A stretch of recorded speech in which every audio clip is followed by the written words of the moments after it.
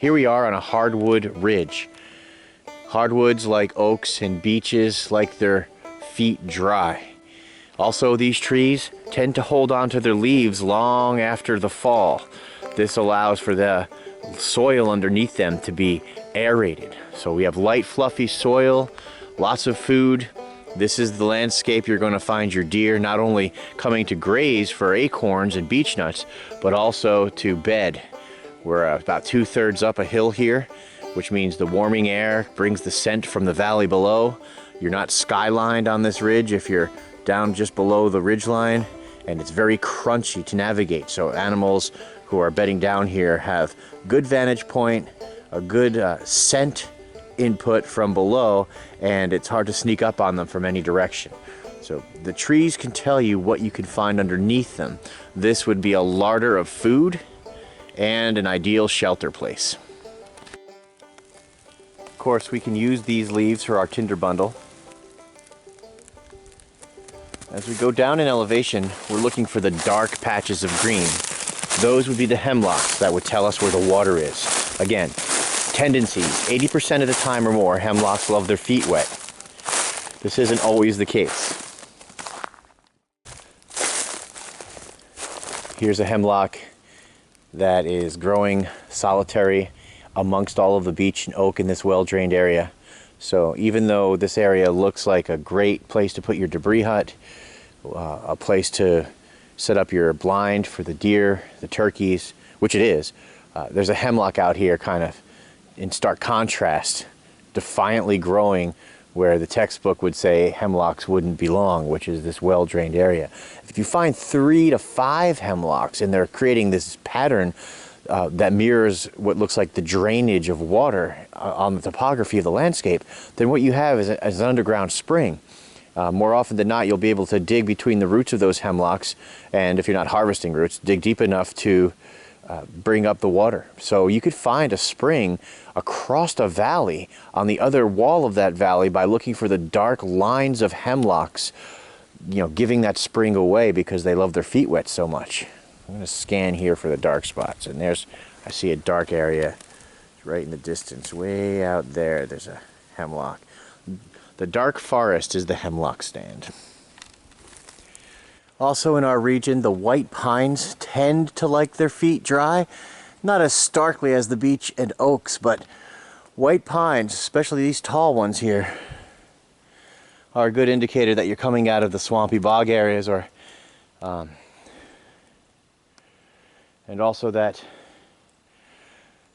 these white pines coupled with these oaks and beech are characteristic of a well-drained, high elevation forest. For our purposes, high elevation is high and dry enough to build your shelter without conduction being a major concern. And so now we're a little closer to that hemlock I was keying in on, that very dark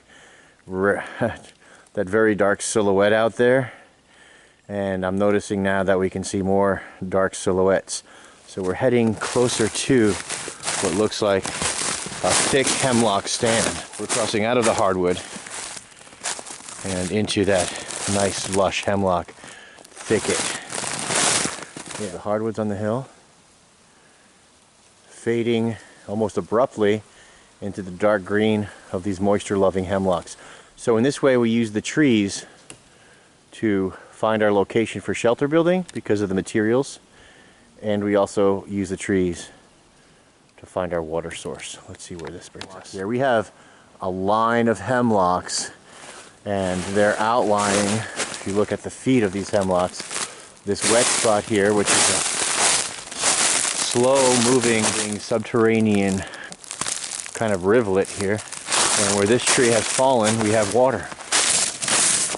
So here's our water source.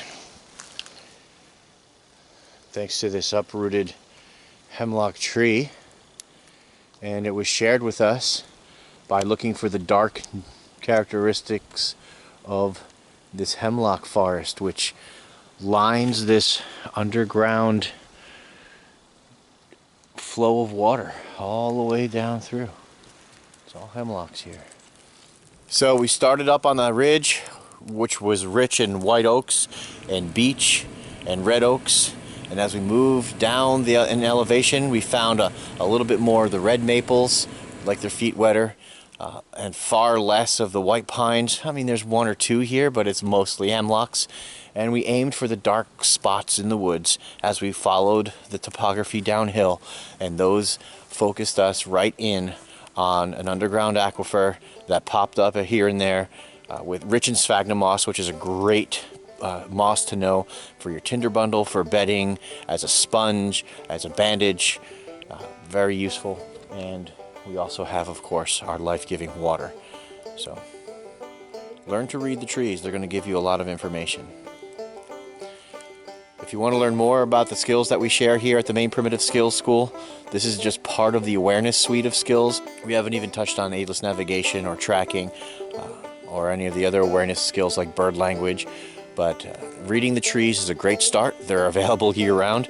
Knowing them, the best time to learn your trees is in winter. Learn about branching patterns, overall silhouette and shape, the types of bark you're dealing with. These are going to be in the next series of videos, so that when you get here, you'll be prepared and we won't have to go over the tedious tree identification thing. We could just send you out to get your materials for your baskets, your bows, your pitch sticks, your torches, whatever we're going to make at that time. This is Mike from the Maine Primitive Skills School. We'll see you at a class or on the trail. Either way, go outside and play. Take care.